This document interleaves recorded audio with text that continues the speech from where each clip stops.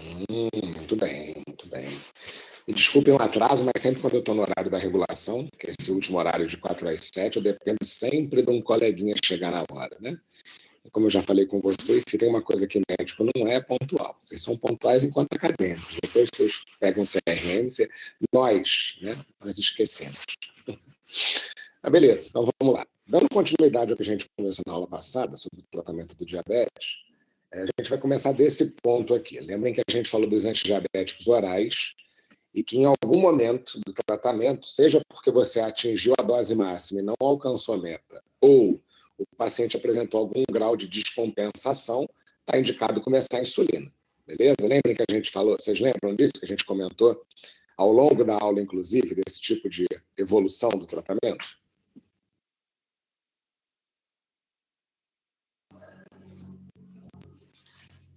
Então, beleza. Porque é a confusão que vocês mais fazem lá no ambulatório, ou nos postos de saúde, ou em qualquer lugar onde vocês vão eventualmente atender enquanto clínicos.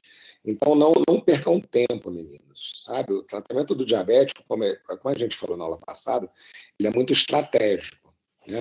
Você tem que entender aquelas vias fisiopatológicas para poder dar um atendimento bacana, mas, ao mesmo tempo, você tem que ficar muito atento a essas metas que a gente discutiu, né? Os valores laboratoriais, que são diferentes dos valores diagnósticos, eu sempre lembro vocês disso, para poder ver se o paciente está atingindo meta ou não. Se o paciente atingiu meta, beleza. Se ele não atingiu meta, qual que é o próximo tratamento? Né? Você vai extrapolar, você vai chegar àquela dose máxima daquele remédio, ou você vai associar um segundo, um terceiro medicamento? E olha como é que a coisa é estranha. Ontem eu comentando lá no Vilela, com a chefe do laboratório, a Marcela, e ela me perguntou uma coisa curiosa. Ela falou assim: ô Vinícius, por coincidência, eu atendi 5 pacientes aqui no laboratório que vieram fazer exame, e a gente tem que perguntar se o paciente está em uso de algum remédio, né? E aí eu perguntei se o paciente está usando algum remédio. E 5 pacientes hoje, coincidentemente hoje, disseram que estão usando metformina e glifagem. Vocês veem sentido nisso? E não é de surpreender, eu já peguei receita com os 2 escritos, metformina e glifagem. Qual que é o sentido em você fazer isso? Né? Você vai usar 2 medicamentos iguais, é que nem tomar dipirona e novalgina para febre, né? Que nem, não existe. Né? Então não adianta inventar moda. Né? Vocês têm que lembrar da via fisiopatológica que vocês estão mirando, que está levando a alteração laboratorial, e ver qual é a melhor opção terapêutica, levando em consideração todas aquelas novidades que a gente discutiu, né? Se o paciente já é cardiopata, se é nefropata, não tem necessidade de começar com monoterapia, dependendo da doença de base, você já começa uma terapia dupla. Esse é o mais importante. Agora, a evolução disso é que se o paciente ele evoluir em qualquer momento do tratamento ele tiver uma descompensação ou essas doses máximas não alcançarem a meta terapêutica, aí você vai ter que começar a insulina, beleza? É o que a gente chama de insulinoterapia oportuna. Então, esse slide ele resume isso de uma forma muito simples para que vocês não percam tempo. E, gente, não adianta ficar insistindo se o paciente não controla. Né? Não pode perder tempo nesse controle, porque isso piora, né, o prognóstico do paciente, isso deixa ele sujeito àquelas complicações que a gente discutiu, beleza? Então, está aqui uma outra forma, né, repetindo essa questão da descompensação e o fato dele não estar atingindo meta, e aí, em qualquer um desses momentos você pode ser necessário usar insulina. Inclusive, 2 estudos, né, os 2 estudos mais famosos e importantes do diabetes também contemplavam isso. Né? O DCCT e o KPDS foram 2 estudos que mostraram que o tratamento intensivo, e aí não só também o tratamento farmacológico, mas o dietético, e a associação com a mudança de estilo de vida, o tratamento intensivo ele sempre foi melhor, ele sempre atingiu meta mais rápido, ele sempre preveniu aquelas complicações micro e macrovasculares. Né? Então, não percam tempo. Todos esses estudos, todas as estatísticas mostram que realmente você tem que estar atento a essa evolução para saber quando vai intervir e poder ter o melhor desfecho possível para o paciente. Beleza? Então, eventualmente, você vai precisar da insulina. Né? A insulina não é um medicamento novo, ela não foi descoberta há pouco tempo, ela foi descoberta há um tempinho considerável, né, em 1921, e a história dela é bem interessante. Né? Ela a princípio foi desenvolvida através de um teste. Descobriram lá que o cachorro, tiravam o pâncreas do cachorro, faziam uma pancreatectomia do cachorro e via que ele ficava com diabetes. E aí qual foi a grande descoberta? Né? Esses dois pesquisadores, vamos dizer assim, né, o Frederick Banting, né, e um estudante de medicina chamado Charles Bash, lá no Canadá, eles experimentaram dar um pâncreas macerado para o cachorro pancreatectomizado. Eles tiravam o pâncreas do cachorro, eles faziam um substrato desse pâncreas, obviamente sem o pâncreas do cachorro ficava diabético, e eles administravam como se fosse um macerado, um suco de pâncreas para o cachorro, e para ver como é que ele evoluiria. Né? E aí descobriram com essa cachorrinha aqui, chamada Marjorie, foi a cachorra que sobreviveu a esse experimento. E aí foi quando foi realmente descoberta a insulina, porque era feito de um extrato de células beta-pancreáticas, que são as células produtoras de insulina. Então, essa cachorra ficou famosa, né? Inclusive, tem toda. Está se fazendo 100 anos da insulina esse ano, né? Foi até oportuno, porque algumas homenagens estão sendo feitas, principalmente no Canadá, que é onde foi descoberta a insulina, e essa cachorrinha foi a grande auxiliar dessa descoberta da insulina. Beleza? E de lá para cá, a coisa foi evoluindo, né?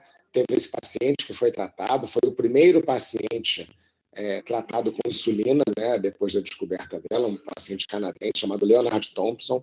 Aqui ele tinha 14 anos nessa foto, e aí, depois do tratamento com a insulina, que foi praticamente imediato, ele evoluiu com esse ganho de peso, com todo esse prognóstico positivo. Até então, até a descoberta da insulina, o tratamento do diabetes, ele era feito absolutamente só com uma restrição dietética violenta, né?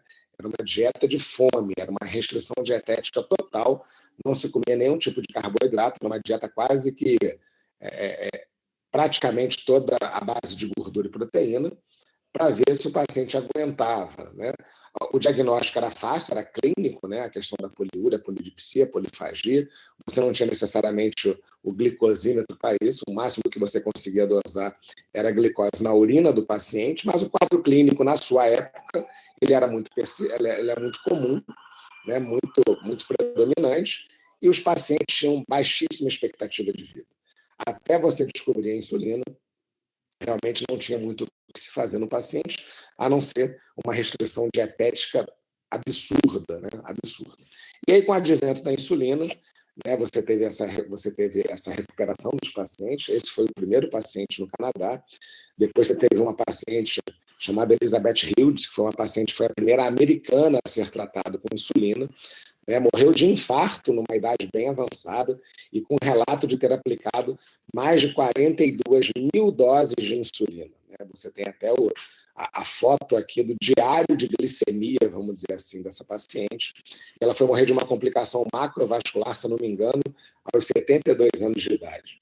Mas foi a primeira americana a tratar um diabetes com insulinoterapia. Obviamente, pelo quadro descrito, e pela idade com que esses pacientes descobriram diabetes, provavelmente se tratava de um diabetes tipo 1, mas a insulina, a indicação dela, independente do tipo, é sempre para esse descontrole glicêmico. Né? E essa questão da história da insulina no Canadá é tão cultural que tem lá a foto de um vidrinho de insulina na célula do dólar canadense. Depois a coisa foi patenteada, a patente da insulina foi vendida por $1, para que fosse democratizada, né, a manipulação, a fabricação e a distribuição, e hoje a Lilly e a Novo são as duas gigantes da indústria farmacêutica que dominam praticamente a fabricação e produção da insulina. Beleza? Essa era a historinha bem resumida, para vocês saberem com o que a gente está lidando. Né? Inclusive, uma curiosidade, a insulinazinha, que é a NPH, a gente vai falar ali mais para frente, tem esse nome, inclusive, por conta de uma descoberta de uma proteína, e acabou gerando o nome da insulina NPH. Essa aqui é a timeline da insulina, para vocês terem uma ideia de como ela vem evoluindo, e até hoje, né, no ano passado foi descoberta mais uma molécula, assim, descoberta não, né, foi manipulada a um tipo de molécula para dar uma nova característica a um tipo de insulina que já existia.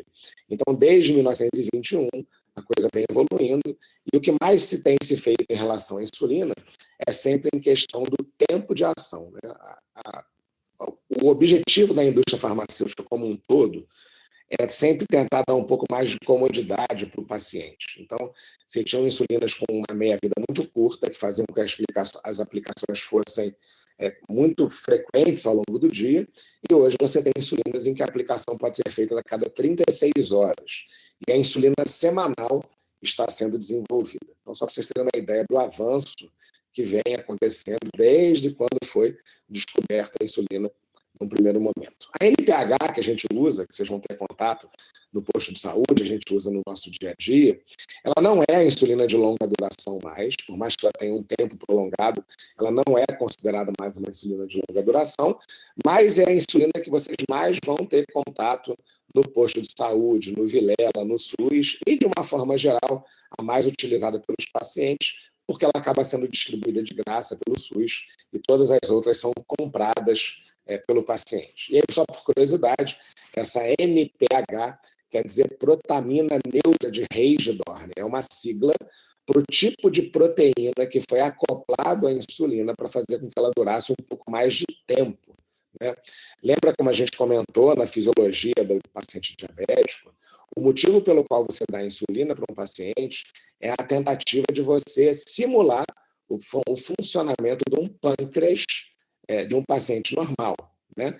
Isso a gente consegue explicar isso bem melhor quando discutir o diabetes tipo 1, mas a princípio o motivo original de você dar a insulina é para isso. Então você tem que ter insulinas com tempo de ação diferente para que você consiga simular essa função, beleza? Mas é uma curiosidade. Essas são as insulinas que a gente tem no mercado, né? A classificação, o pico que ela tem, se ela não tem pico, e se ela é de ação curta, rápida, ultra rápida, intermediária, a gente classifica as insulinas justamente por esse tempo de ação. Esse aqui é uma curva do tempo em que ela trabalha. Então, por exemplo, você tem lá a Degludec, ela passa de 36 horas, mas a média de ação é 36. Você tem a Glargina e a Detemir, que fazem efeito em 24 horas, a NPH um tempinho um pouco mais curto. Isso, meninos, é extremamente importante conhecer. Não na primeira parte do tratamento do DM2, em que você começa essa insulinização, mas quando a gente pensa na insulinização plena, que é você realmente tratar o paciente praticamente à base de insulina, é obrigatório você saber o tempo de ação, qual que é o perfil de funcionamento dessa insulina que você está dando para o paciente. Porque, aliás, esse é um dos maiores erros que a gente vê na prática dos clínicos, né, que encaminham o paciente para a gente, é fingirem que só conhecem um tipo de insulina e um tipo de ação. E aí nunca dá certo o tratamento. Guardem isso que eu falei para vocês. Quando vocês decidirem por dar insulina para um paciente, você tem que ter a noção dessa questão do tempo, da meia-vida, do pico, para poder ver como que você vai usar essas insulinas para criar um funcionamento, para recriar, na verdade, o funcionamento de um pâncreas normal num paciente diabético. Então, é extremamente importante que a gente saiba isso para não fazer lambança e o paciente nem ter hipoglicemia e nem ter episódios de hiperglicemia, né, para a gente efetivamente controlar o paciente. Então, esse aqui é uma tabelinha com todos os tempos de ação em que essas insulinas têm. O início, quanto tempo demora para essa insulina fazer efeito, o pico que ela vai apresentar e a meia-vida, o tempo de duração que ela vai ter na circulação. Então, se a gente pegar as mais comuns aqui, a NPH e a regular, a NPH ela começa a funcionar com 2 a 4 horas, de 4 a 10 horas ela faz um pico, e com 18 horas no máximo ela já não tem mais efeito nenhum. Então, é importantíssimo você saber isso para saber quando que você vai administrar essa insulina. E para você entender, caso o paciente tenha hipo ou hiperglicemia, se está dentro desse tempo médio, se foi culpa do pico de ação que ela teve ou não. A mesma coisa é a regular, que é essa insulina que a gente também tem disponível pelo SUS. Ela começa a fazer efeito com 30 minutos, com 2 a 3 horas ela faz um pico de ação, e até 8 horas ela está funcionando, e depois o efeito dela acaba. Isso aqui é extremamente importante saber. né? Porque a regular, que antigamente era chamada de insulina rápida, né? Hoje ela nem é tão considerada mais rápida, mas, por exemplo, saber que ela começa com meia hora de ação é o que faz a gente dar ela meia hora antes da refeição, né? Porque ela vai fazer um efeito de anular aquela glicose que vai subir quando o paciente come. Mas justamente pelo tempo dela, ela hoje não é tão boa para corrigir uma hiperglicemia. Porque se você apresenta aquela hiperglicemia imediata, você aplicar uma insulina que vai demorar meia hora para corrigir, para depois ter um pico de ação, pode não ser tão bom para o paciente. Aí, para isso, você tem as de ação ultra rápida, que começam a funcionar, por exemplo, com 5 minutos, e em meia hora ela faz um pico. Então, entender esses tempos de ação, literalmente decorar, faz com que o seu tratamento seja muito mais específico e que você acabe prevenindo algumas complicações da própria insulina, como, por exemplo, as hipoglicemias. Então, entender como é que ela funciona ajuda muito nesse processo, beleza? E aí, agora, a última, que foi lançada no ano passado, chamada Fiasp, que, na verdade, já é uma insulina que a gente conhece, é essa insulina que Asparte, cadê? Asparte, só que agregada a uma molécula que faz com que ela comece a funcionar com 2,5 minutos. Vocês estão vendo que a intenção é sempre tentar simular a fisiologia pancreática. Quando a gente come e a comida bate no seu duodeno, a resposta incretínica para a secreção de insulina é imediata. Então, a gente tem sempre essa intenção de tentar simular de uma forma mais fisiológica possível e, obviamente, evitar as complicações como a hipoglicemia. E aí a Fiasp ela veio agora para isso, e ela está sendo a melhor insulina para correção e a mais cômoda para o paciente, porque você olha a complicação em termos de comodidade. Quando a gente usa regular para o paciente usar na refeição, ele tem que se programar para tomar a insulina meia hora antes. Porque se ele tomar na hora em que ele come, pode fazer um pico de ação num tempo depois, e aí a chance de hipoglicemia é maior. Bom, mas olha o transtorno, o paciente tem que se programar, o paciente tem que aguardar os 30 minutos, ele tem que ter uma programação muito correta para poder fazer uso da regular. A Fiasp, por exemplo, ou a mesma ultra rápida, a Asparte, já não precisa. Como o efeito é quase que imediato, você pode tomar imediatamente antes da refeição, então o horário que você vai comer não importa, você não tem que ter uma programação tão rigorosa assim, e você pode usar, inclusive, logo após a refeição. E aí você consegue ter um resultado tão bom quanto e prevenindo essas complicações. Beleza? Meninos, eu sei que é muita informação e muita coisa técnica, mas vocês estão conseguindo entender a importância dessa questão de entender o tempo de ação dessas insulinas? Porque na hora de pensar qual que você vai usar e entender o que está acontecendo com o diário de glicemia do paciente, vocês têm que saber se a culpa foi do horário, do tipo de insulina e da forma como ele aplicou. Então, realmente é necessário saber essa questãozinha mais chata inicial aí. Temos que lembrar o que a gente falou na aula passada, toda essa questão fisiopatológica, né, do que está com defeito no paciente, a própria resistência à insulina, e para qualquer efeito, essa aula hoje é para diabetes tipo 2. Então, não confundam por quê. Tem que ter uma aulinha, que é a próxima, exclusiva para diabetes tipo 1, porque a abordagem em relação ao tratamento com insulina ela é bem diferente. Não percam na cabeça que a gente está diante de um paciente diabético tipo 2, que prevalece a resistência insulínica, tem todo um perfil metabólico, em que a gente começou a tratar, a princípio, com antidiabéticos orais, não importa quais, a gente viu isso na aula passada, e que ao longo do tempo, mesmo que em dose máxima, esse paciente não atingiu meta terapêutica, que são valores laboratoriais diferentes dos valores diagnósticos, beleza? Não percam esse raciocínio, porque senão vocês vão confundir em relação à insulinização do diabético tipo 1.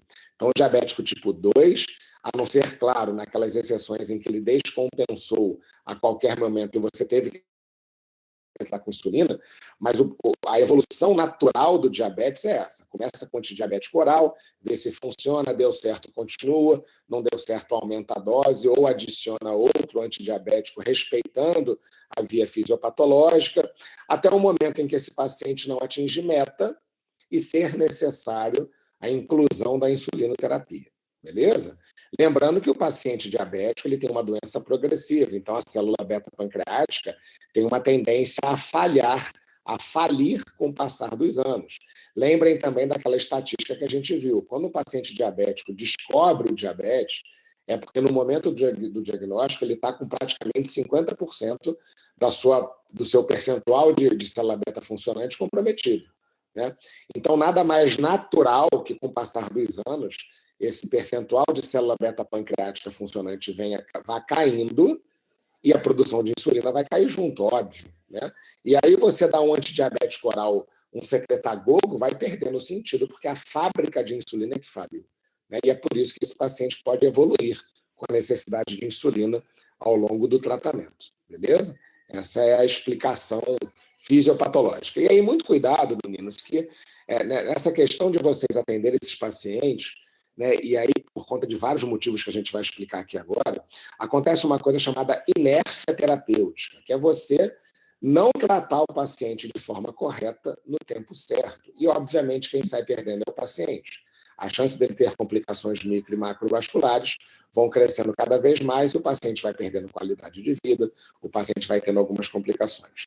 Então, para vocês terem uma ideia do que é essa inércia terapêutica, essa publicação aqui foi interessante, que ela mostrou o seguinte, que a média de insulina, de hemoglobina glicada antes de você começar a insulina era em torno de 8,3 a 9,8. Então, olha só, eram pacientes que antes de se decidir por dar insulina, já tinha um exame laboratorial que mostrava uma descompensação.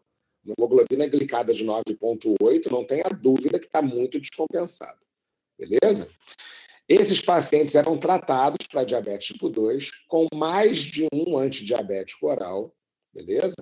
E a duração do tempo de diabetes antes da insulina, de dar a insulina, de você chegar à indicação de que tem que dar a insulina, foi de 7 a 12 anos. Olha o tempo que esses pacientes ficaram descompensados até que fosse implementado o uso da insulina para o tratamento desses pacientes. Meninos, não tem como deixar isso acontecer. A evolução daquelas complicações micro e macrovasculares vai acontecer. Você tem que estar de olho no paciente. Por isso que tem que acontecer aquela forma criteriosa de você, de 3 em 3 meses, acompanhar a hemoglobina glicada do paciente para saber como é que está sendo a evolução. Porque, de uma forma muito precoce, se você vê que não atingiu meta, começa com a insulina.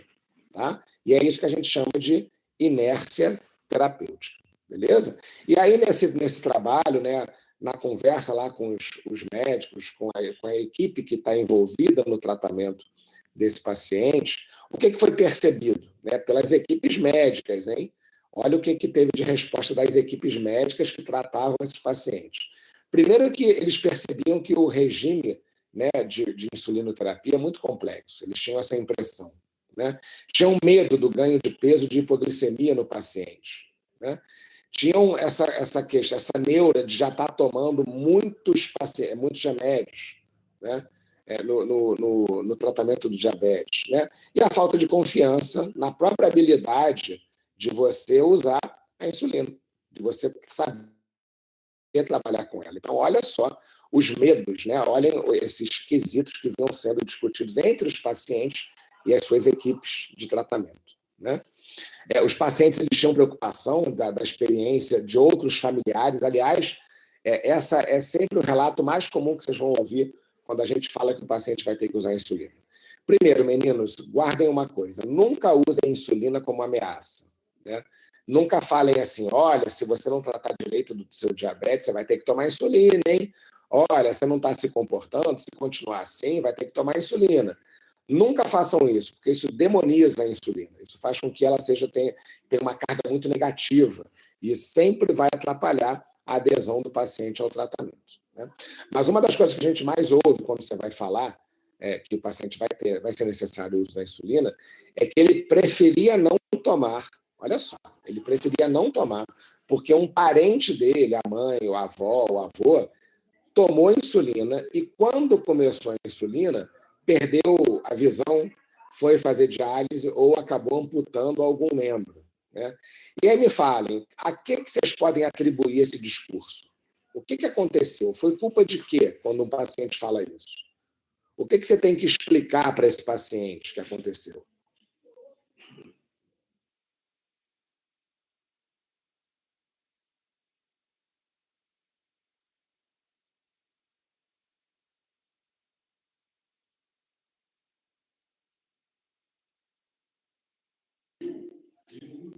Exatamente, meninas. Exatamente. Você tem que explicar que não foi a insulina que fez ele perder a visão.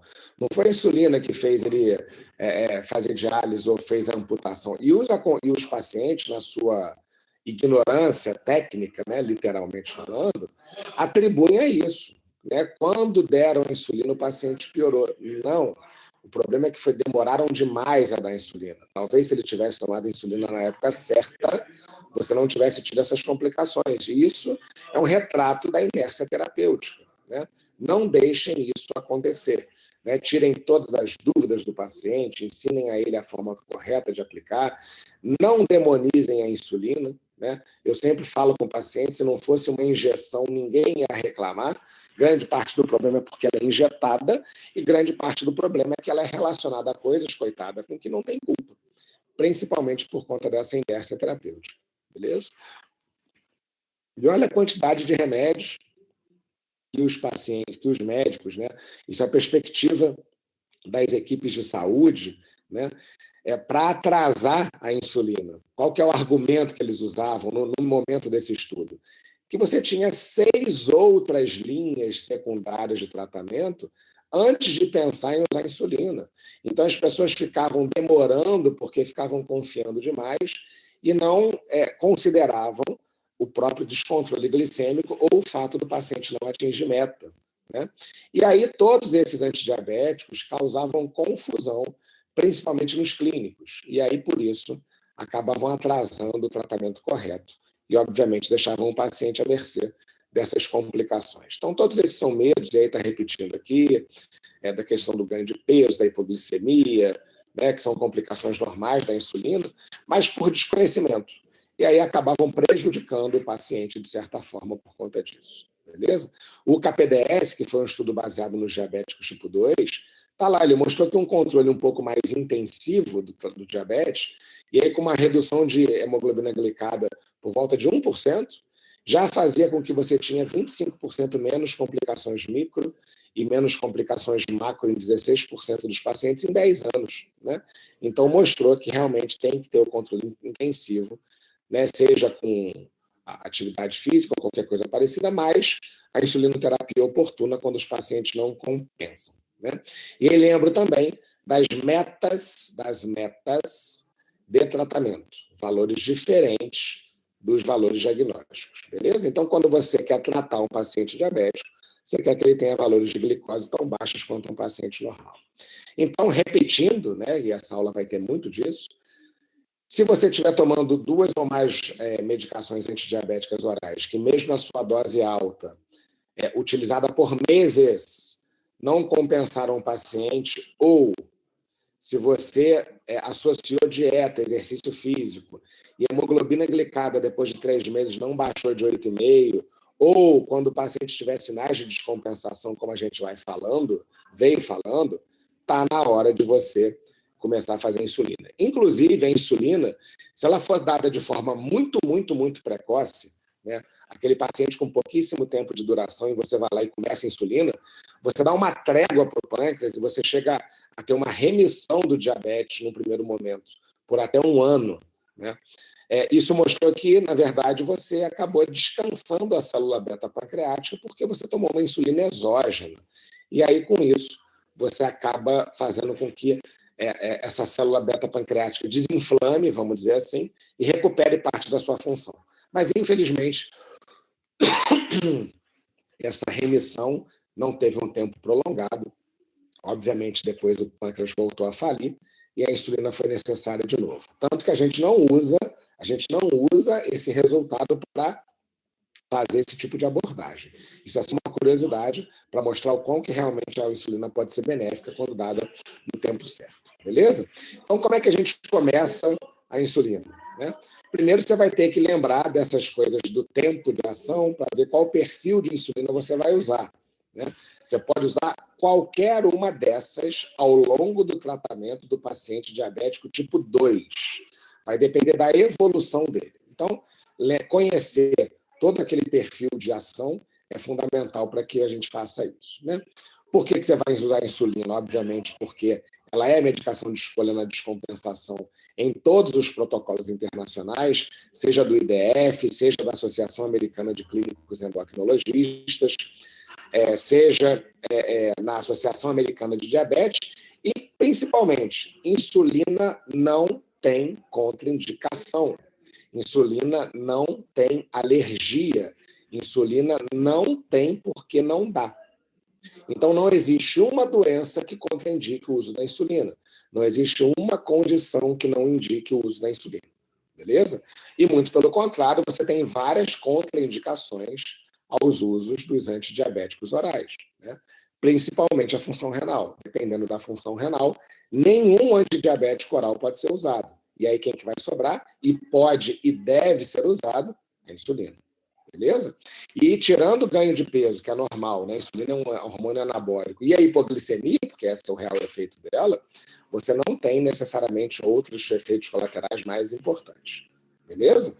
Então, muito cuidado, não demonizem ela, muito pelo contrário, lembrem que ela realmente pode ser muito benéfica e tem que ser dado para o paciente diabético. Beleza? Bom, tirem sempre todas essas dúvidas, a gente já falou, naquela questão da inércia terapêutica, né? O que acaba atrasando o médico a decidir pela insulina. Então, todas essas questões têm que ser elucidadas. Inclusive, meninos, eu sempre converso com vocês lá no ambulatório, para quando for dar insulina, ou vocês, ou claro eu, na hora da anamnese lá do paciente, na hora da conduta, fazer questão de perguntar se o paciente não tem mais nenhuma outra dúvida, porque quando você fala para o paciente que ele vai usar insulina, ele barganha, sabe? Ah, não, doutor, pelo amor de Deus, agora eu vou me comportar, agora eu vou tomar o remédio direitinho, agora eu vou fazer dieta. Ele barganha, porque para ele, por conta de toda essa carga negativa, cultural que ele traz, né, da insulina, ele fica apavorado. Tem paciente que chora lá na hora, pedindo pelo amor de Deus para não dar insulina. Enfim, você tem que tirar toda e qualquer dúvida e receio que esse paciente possa ter, né? Por mais que ele vá se comportar melhor agora, segundo ele está te prometendo, naquele momento, pelos exames laboratoriais, pode ser necessário que depois, com uma melhora do comportamento e do tratamento, ele até recupere, né, seus valores de meta e você não seja mais necessário da insulina, pode acontecer. Mas não quer dizer que naquele momento você vai deixar de dar. Não entrem na pilha do paciente. Não sejam solidários no sentido da palavra nesse momento, porque você vai acabar prejudicando. Ele está precisando de um tratamento, está precisando de insulina por conta desses critérios que a gente usou para chegar nessa conclusão. Beleza? E aí, na prática, então, mais uma vez, são pacientes que vêm tratando e não compensam, não atingem meta ou descompensam em qualquer momento, e você vai dar a insulina, né? Está indicado você fazer a insulinoterapia, beleza? E aí, como que a gente chama esse esquema de insulina inicial num paciente diabético tipo 2? A gente chama de insulinização bedtime, beleza? Ou seja, é uma insulina que você vai dar na hora que o paciente for dormir. Beleza? Na hora que ele for deitar, você vai dar uma dose de insulina basal, e aí a mais comum é a insulina NPH nesse aspecto, na hora que ele for dormir. E aí, muito cuidado, meninos, só pelo motivo fisiopatológico que você vai dar a insulina bedtime para ele, né? Primeiro, lembrem que esse paciente veio tratando com antidiabético oral, entre eles a metformina, que trata a resistência hepática e periférica à insulina, inibindo a gliconeogênese, beleza? E aí, que horas que essa gliconeogênese ela é mais comum? Que horas ela acontece? De madrugada, no jejum, com você dormindo. E aí, quando esse paciente não compensa pelo que você vinha dando para ele, é porque a metformina sozinha não está conseguindo reverter essa resistência insulínica e muito menos inibindo a gliconeogênese hepática, e esse paciente está acordando com a glicose cada vez mais alta. Aí, você dá essa insulina noturna, não é para ela ter um efeito necessariamente hipoglicemiante. Não é, não. É porque essa insulina noturna em dose baixa, ela, por si só, vai vencer a resistência hepática à insulina e vai inibir a gliconeogênese. Beleza? Então, deixem claro isso. Quando você dá insulina bedtime, não é para baixar a glicose. Essencialmente. Não, tem toda uma explicação fisiopatológica. Se a metformina não estava dando conta, se os antidiabéticos não estavam dando conta, a insulina à noite, bedtime, vai inibir a gliconeogênese por vencer à força aquela resistência hepática à insulina. E aí é por isso que você dá de noite. Obviamente, a glicose vai baixar porque vai inibir a gliconeogênese e ele vai acordar com uma glicemia melhor. Beleza? Vocês entenderam isso, gente?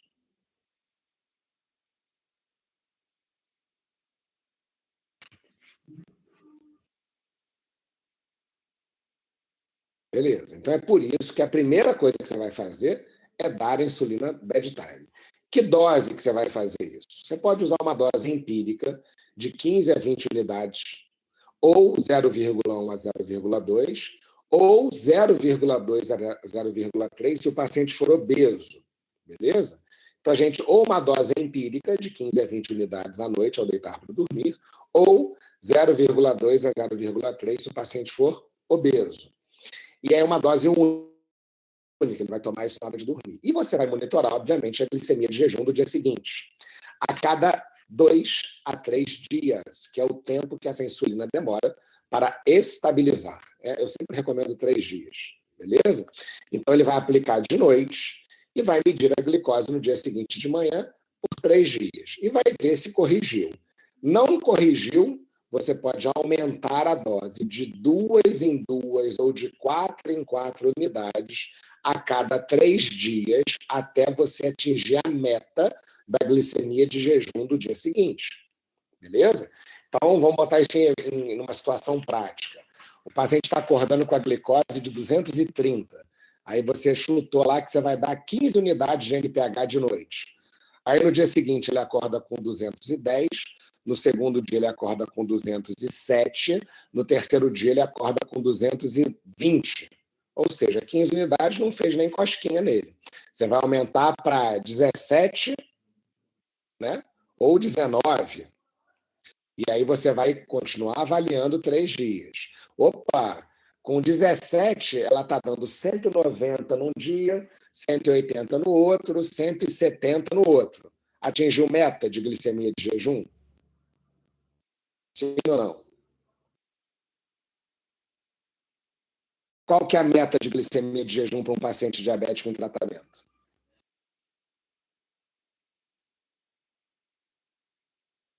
Uma glicemia de jejum de quanto? É só vocês lembrarem, gente. Se eu quero que ele tenha uma glicose tão normal quanto um paciente não diabético, ele tem que ter uma glicemia de jejum em torno de 100. Então, se você está dando insulina e não está chegando nesse valor, você vai aumentar a dose de 2 em 2 ou de 4 em 4 unidades até ele atingir esse valor. Beleza? É isso que você vai fazer até chegar ao valor que foi necessário. Ah, foi necessário 25 unidades à noite para que ele acordasse com uma glicemia de 98 num dia, 101 no outro e 95 no outro. Perfeito. Então, a dose bedtime dele vai ser 25. Tranquilo? Vocês entenderam isso, meninos? Beleza. Bom, corrigiu a glicemia de jejum, agora você vai ter que ficar de olho para ver se não é a glicemia pós-prandial, se não vai começar a subir. Beleza? Esse é o macete. Maria Clara, tem. É justamente isso que a gente vai discutir agora. Por quê? Você só estava mirando na glicemia de jejum. Beleza? E aí você vai ter que ver agora em quais glicemias esse paciente ainda pode estar descontrolado.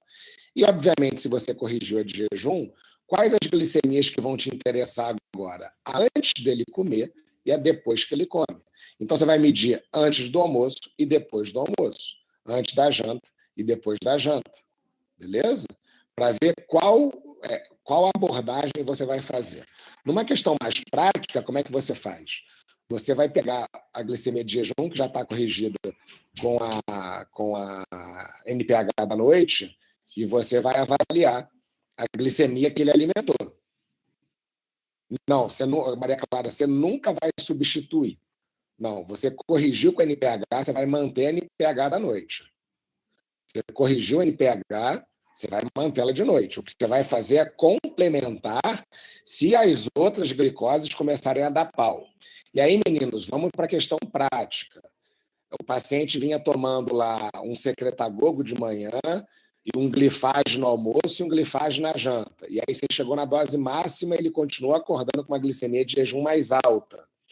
Aí você vai lá e ele está descompensado, você começa a bad time na dose que você chegou à conclusão para deixar a glicemia de jejum normal, beleza? Se isso servir para corrigir o paciente como um todo, beleza, você vai ficar só com isso. Mas se depois ele começar a descompensar nas outras glicemias, você vai ter que ver como que vai ser a abordagem, beleza? Então, se você já deu a bad time e ele descompensou nas outras, deixa a bad time e vamos caçar as outras. Então, por exemplo, você mediu a glicemia do almoço. A pós-prandial dele deu 300 unidades, 300 miligramas. Vamos pensar, tentando conciliar a aula de ontem, a aula da semana passada e essa aula de hoje. Pensem comigo.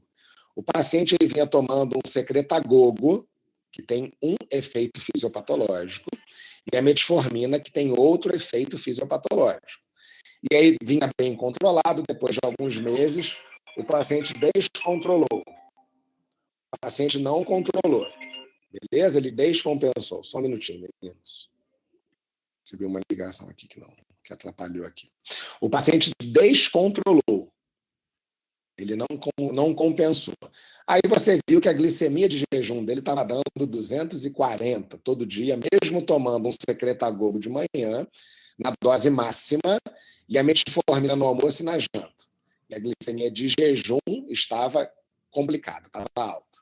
Aí você decidiu dar NPH bad time, você deu a bad time para ele, e aí chegou numa dose em que ele começou a acordar com a glicose de 100, 101, 95. Beleza? Ponto. Então está resolvido. E aí o paciente ficou controladinho, bonitinho, e aí você pediu uns exames de glicemia para ele depois, que mostrou que a hemoglobina glicada baixou, mas tinha baixado pouco. A glicemia de jejum continuava bem controlado, mas a glicemia pós-prandial, depois que ele comia, estava dando 280. E aí? Considerando a aula passada e a aula de hoje, o que você poderia fazer a princípio num primeiro momento? Mateus, sim, por enquanto você mantém. Você mantém. Ele estava tomando um secretagogo.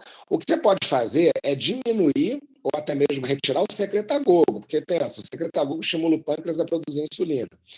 Se você chegou à conclusão que já não está produzindo tanto, a ponto de você dar insulina para ele, então talvez não seja necessário manter a dose máxima do secretagogo. Aí é conveniente você baixar um pouquinho a dose. Mas a metformina, por exemplo, não tem por que você tirar. A metformina aumenta a sensibilidade à insulina, então ela vai até funcionar melhor. Mas aí me falem o que vocês fariam nesse paciente que a gente está conversando aí. Você corrigiu a glicemia de jejum com a bad time, mas aí depois você descobriu que a pós-prandial dele estava dando alta. Quais as opções que você teria de fazer? Ana, poderia. Você poderia dar uma ultra rápida na hora do almoço. Mas pensa fisiopatologicamente falando. Esse paciente é DM1 ou DM2? 2. Quando eu estava dando a metformina e o secretagogo, eu estava explorando quais vias fisiopatológicas. Uma delas era a resistência insulínica e a outra era estimular o pâncreas a produzir. Me fala uma via fisiopatológica que eu não tinha explorado ainda e que poderia ser benéfica para essa glicemia pós-prandial.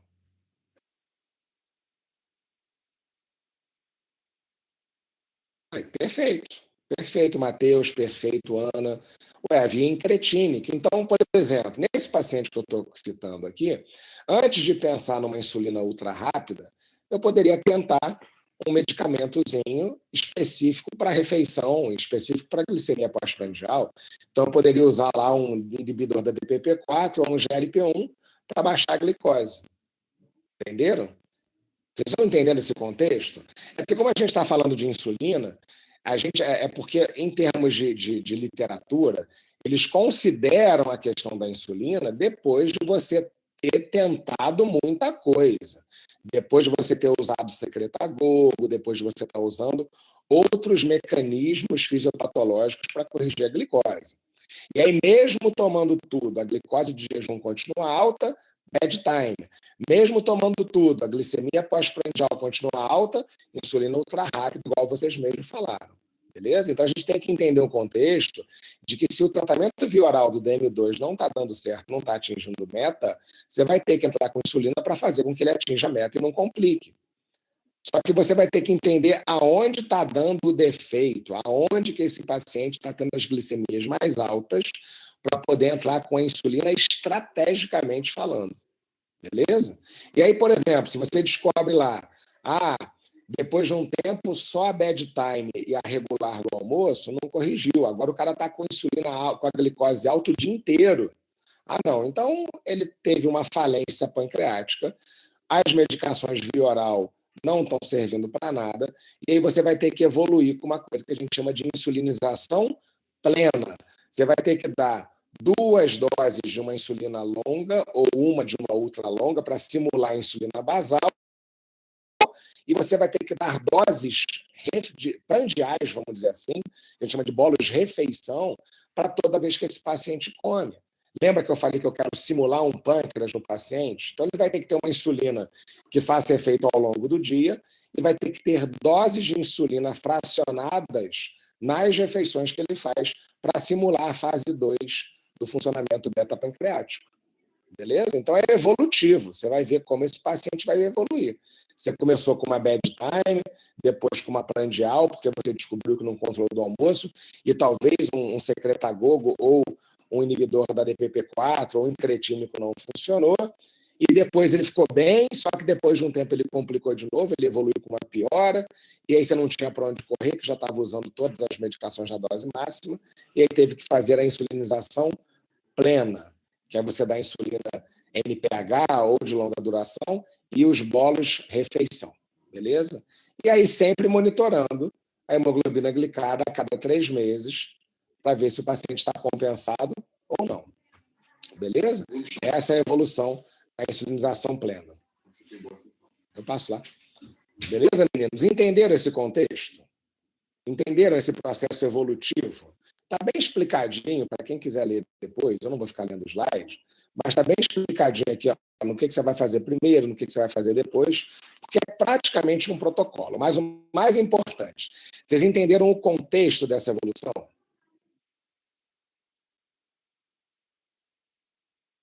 Perfeito. Porque, inclusive, como você vai combinar as insulinas, cara, tem vários protocolos. Olha aqui, ó, esquemas mais utilizados, não quer nem dizer que sejam os únicos. Né? Então, quando você vai fazer insulinização plena, esquema de insulina plena, você pode combinar a dose total de NPH dividida por 2 ou por 3, a regular 3 vezes por dia nas refeições. Você pode misturar elas na mesma seringa, respeitando aspirar primeiro a regular e depois a NPH. Você tem várias combinações que, particularmente, eu acho mais bacana a gente trabalhar isso na prática, vendo o paciente, vendo uma tabela de glicemia, que é justamente a minha função com vocês no ambulatório do Vilela, no período que vem. Beleza? Bom, como é que você vai orientar o uso da insulina? Né? Tem toda uma explicação. Quando você decide dar, não adianta só prescrever, porque se o paciente não for bem orientado, não vai funcionar. Beleza? Então tem toda uma cartilha de explicação para isso, até o pessoal da Laendo está desenvolvendo essa cartilha para que a gente tenha lá disponível no ambulatório para explicar para o paciente, mas quase sempre tem que ser pessoal. Você tem que explicar lá como é que aplica, como é que funciona, como é que você aspira, onde você guarda, beleza? Então, primeiro mito, né, meninos? A insulina, ela não tem que ficar necessariamente na geladeira. Você só vai guardar a insulina na geladeira que você não está usando. A insulina que você usa, ela pode ficar fora da geladeira por no máximo 30 dias, e desde que ela não ultrapassa a temperatura de 30 graus. Então, abrir um frasco de NPH, abrir um frasco de regular, desde que fique protegida do calor e da luz, ela pode ficar fora da geladeira. Beleza?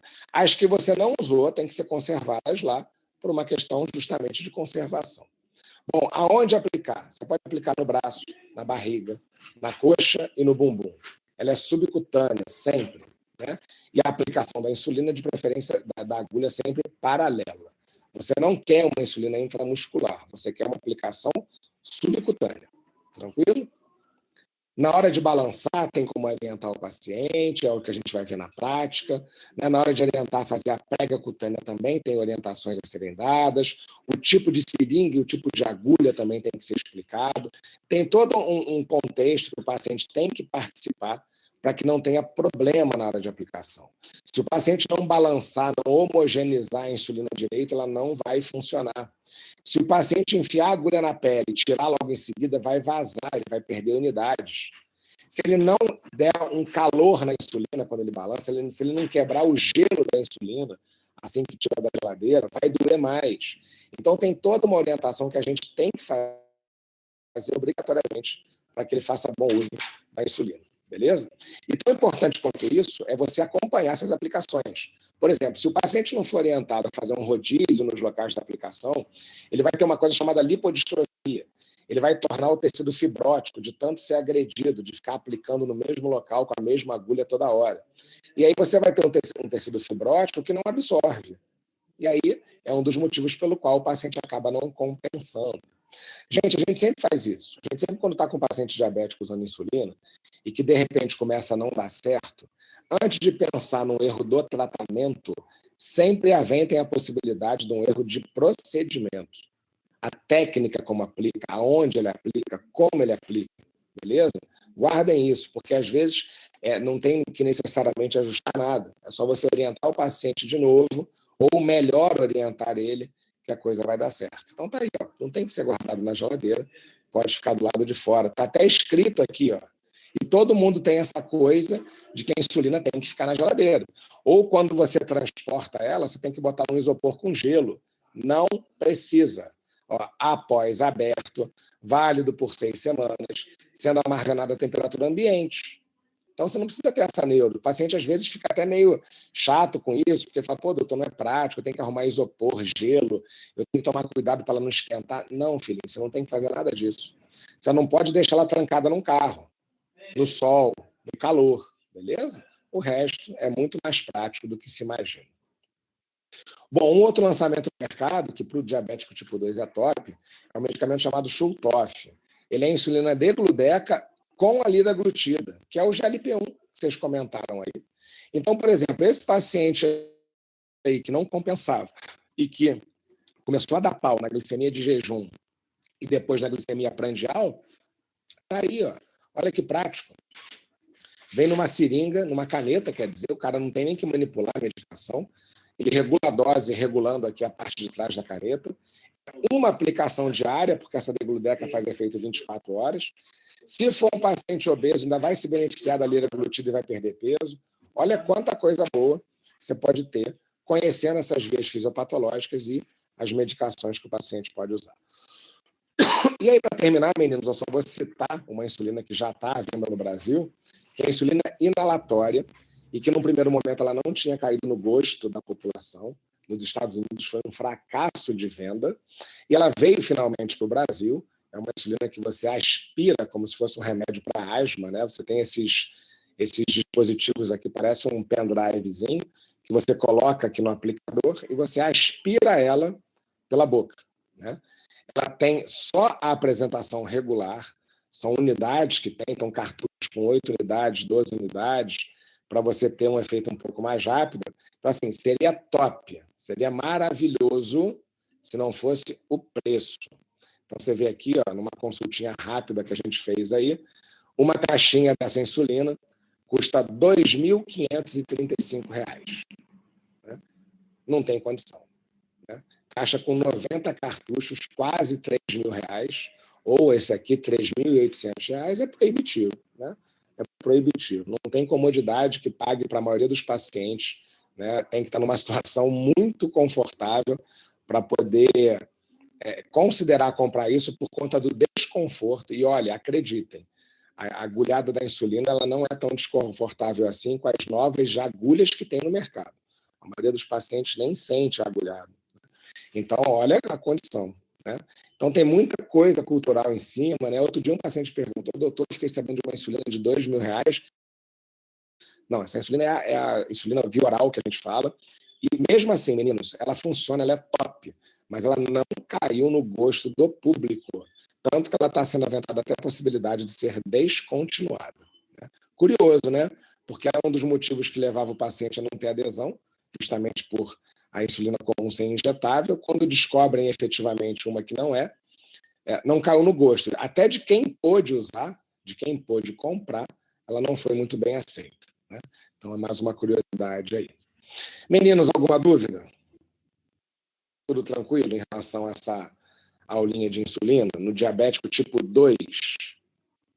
Concordo, viu, meninos? É muita informação e muita coisa técnica de ter que se olhar exame, diário de glicemia, saber qual que é o próximo passo a ser dado. Por isso que eu sou muito franco, né? Essa aula é literalmente teórica, mas a gente vai pegar muito essa questão na prática, na hora de vocês verem o paciente, verem o exame laboratorial, compararem com o diário de glicemia, medir a glicose no paciente na hora da consulta.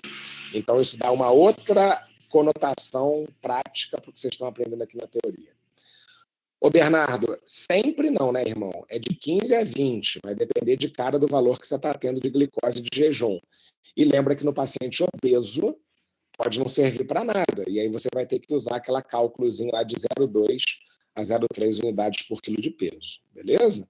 É que, particularmente, a gente tem uma tendência a começar com 15 para você evitar hipoglicemia na madrugada, essas coisas. Mas depende muito do peso do paciente e do perfil glicêmico dele.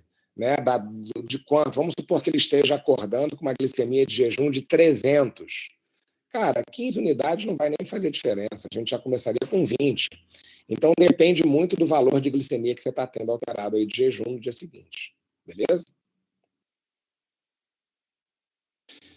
Bom, meninos, muito obrigado mais uma vez aí pela participação de vocês. Vou salvar o nome dos participantes. Qualquer dúvida que vocês tiverem, por favor, me perguntem. Né? Tenham uma ótima semana e qualquer coisa estou à disposição. Beleza? Obrigado, meninos. Se cuidem. Beijos.